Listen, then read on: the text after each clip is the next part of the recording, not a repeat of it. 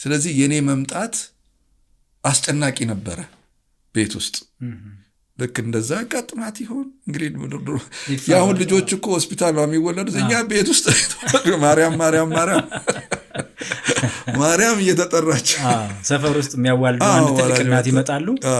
በዛ ምክንያት በባህላዊ መንገድ ማለት ነው ማርያም ናት የምታዋልደን እና ማርያም እየተባለ በብዙ ሰዎች ተጨንቀው ነው የመጣሁት ያ ጉዳይ እንዳጋጥም ማለት ነው።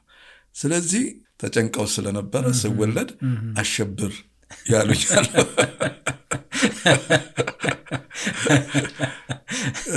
ሌላው እንደዚሁ የእናቴ አጎት ያለው በለጠ፣ አሸብር በለጠ። እንደገና የእናቴ እናት ንጉሴ ትለኝ ነበር።